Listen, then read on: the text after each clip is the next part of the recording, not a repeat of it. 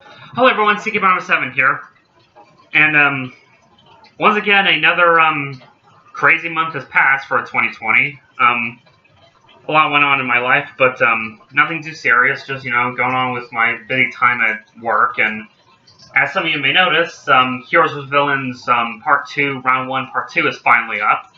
Don't know when Part 3 will be up, but I'm hoping to get it out within the next couple months if everything goes well. I hope you all enjoyed that recent round. But with that said, as the title suggests, I have more Blu-rays and DVDs to show, and I got quite the haul here, so with that said, I might as well go on and show what I got. I got 3 new DVDs that I got recently. The first of these being a film that, I have not seen a film by this director. I've heard many things about him, mostly of how pretty, I guess, disturbing or controversial some of his films get. But the movie I picked up is Dogville, directed by Lars von Trier, or Trier, I'm not sure if I pronounced that right.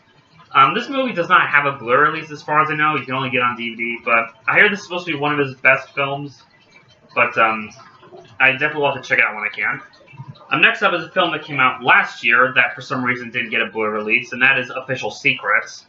I know about this movie solely through Chris Stuckman when he did his, he did a review of this movie and he put in his top 15 favorite films of last year, and based on how he described it, it really does pique my interest, so definitely give it a watch.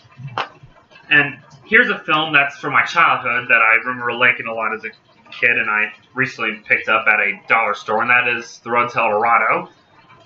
Easily one of the most underrated DreamWorks films. Great animation, pretty good music, and a great duo of characters. If you're wondering why I don't have the Blu-ray for this, it's because, well, much like Animat, I am not a fan of that style that they're going for, where it's just a blank single color with the character's face reaction on them. It's just not a very good style for them. If the Blu-ray had this cover on it, then I'd be good.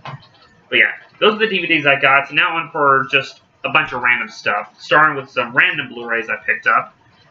And first thing is that I finally picked up the last remaining films that I didn't have from highly acclaimed director Christopher Nolan, and those films being Memento, this is the 2018 reissue of the film, Insomnia, and Dunkirk. With that, I now own all 10 of his current films, and just in time for Tenet, which I still have yet to see, but I hear it's supposed to be really good, so definitely can't wait to go see it. But out of these 3, I've seen Memento and Dunkirk, both really great. I still haven't seen Insomnia. I hear it's one of his weaker films, but even then people say it's really good. So there's that.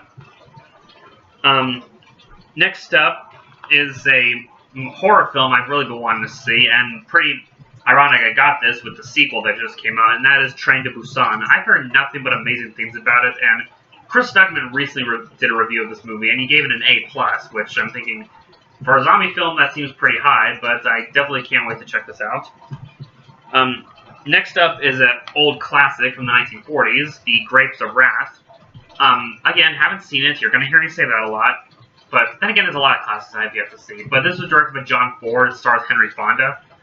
Great actor. And this is from the year 1940, which was a wonderful year for movies. But definitely can't wait to check this out. Next is yet another classic I haven't seen, and that is The Departed, or The Departed.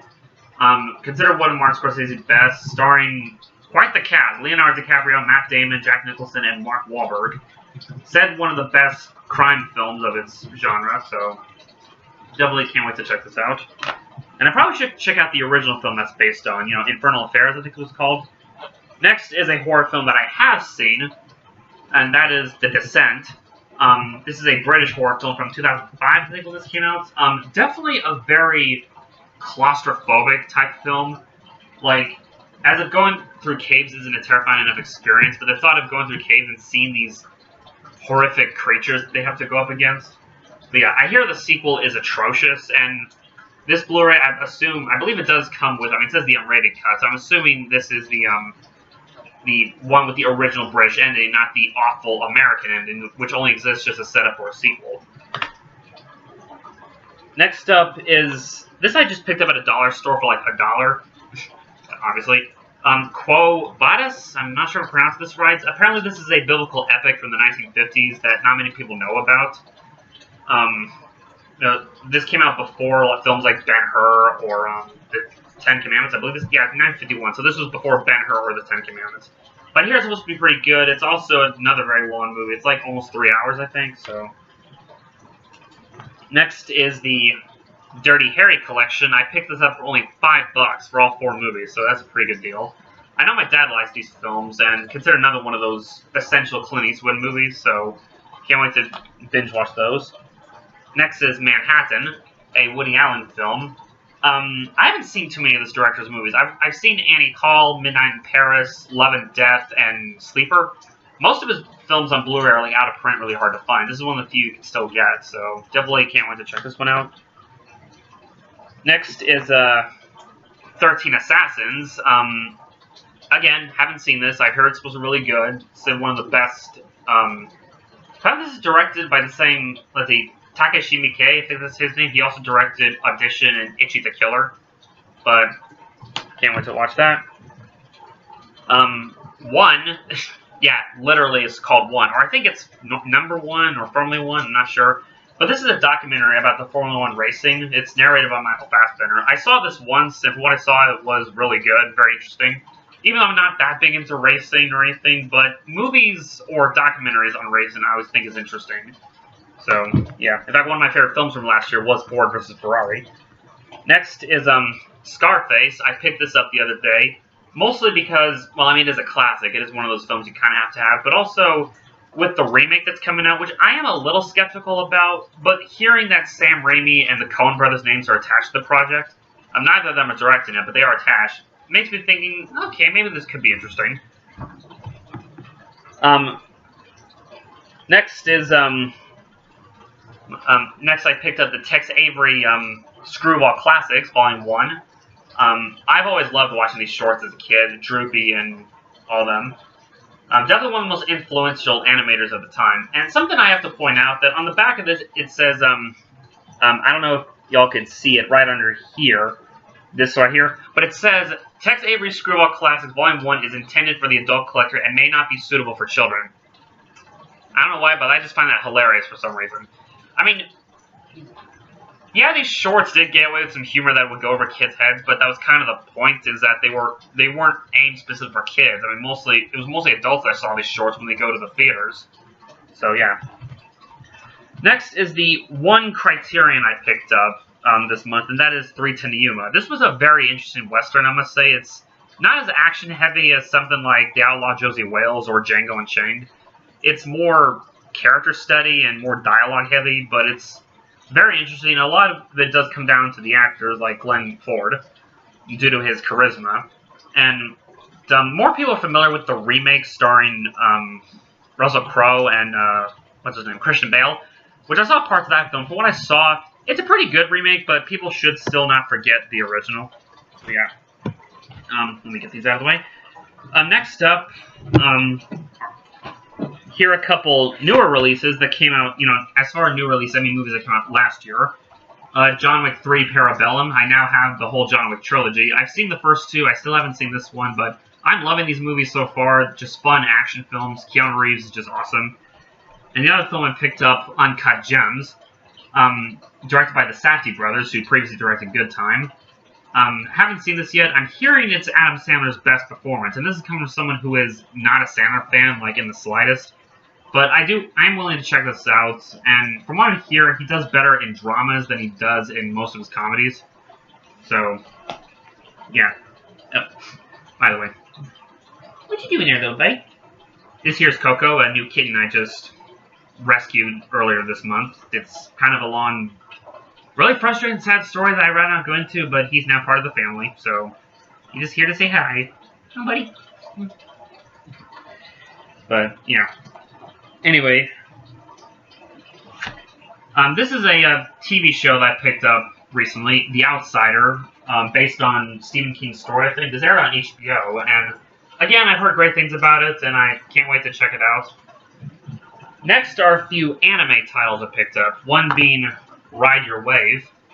This was Chris Stuckman's favorite anime film from last year, which is interesting. But then again, 2019 was a pretty good year for anime films, between this, Promare, and Weathering With You, which I have seen Weathering With You, and that Blu-ray is coming out this month, so I'll definitely be picking that up. I have this director, Masaki Yuasa. I'm not sure if I'm pronouncing that right. He also directed The Night Short Walk on Girl, Low Over the Wall, and Mind Game. I've only seen Mind Game. I've only seen Mind Game. I haven't seen his other films. I hear this is his more restrained film. It's not as absurd or out there as his previous films, but still has unusual moments. But it does have a pretty heartwarming story, from what I'm hearing. So yeah. Next is Inuyasha Set 2. Last month I picked up Set 1, which I still have yet to watch, but I decided to pick up Set 2, which comes with episodes 28 through 55. They have yet to announce when Set 3 is coming out. Hopefully it'll be soon, but I do plan to binge watch the show eventually, because I remember from what little I saw as a kid I really liked, so definitely can't wait to watch more. And then this I picked up at Walmart for a really good deal. Death Note, the complete series. I've seen a couple episodes of the show, and from what I've seen, it's really interesting. Very dark, very, I wouldn't say controversial, but it does deal with some pretty deep themes. But yeah, can't wait to binge watch the show, and yes, I am familiar with the really, really terrible Netflix movie, so yeah. And finally, I like to say this month is the month of trilogies, because I picked up 3 trilogies this past month of classic movies that for some reason I didn't have. First up is the Back to the Future box sets, as you can see. What can I say? These are classic time travel movies. It's definitely one of the best 80s movies out there. Well, the first 2 are 80s. The third one, I think, was 90, I believe. So yeah, classic there. Then I picked up the Lord of the Rings Extended Edition box set. I'll be honest, I have not seen these films in forever, but I definitely do look forward to revisiting them. So, yeah. Love that I got this. It was on sale for a reasonable price. I think I got it for like $50, where it's normally like close to 100. So yeah. And finally, and this is the biggest surprise for you all, and probably one of the rarest Blu-rays. Well, I don't know about rare. I don't know how popular these are. I'm sure others have these, but I recently picked up the original Star Wars trilogy. And when I say original, I mean the original. These are the despecialized editions. You know, before Lucas went back and, I wouldn't say ruin them, but he did re-edit, add a bunch of CGI. But, yes. And I got these off someone who sold on eBay, with this set, each one comes with 3 discs. Not only does it come with the original theatrical editions of when the films came out, but also comes with a buttload of bonus content, trailers, bloopers, as well as many documentaries, including the extremely long 2004 documentary called Empire of Dreams.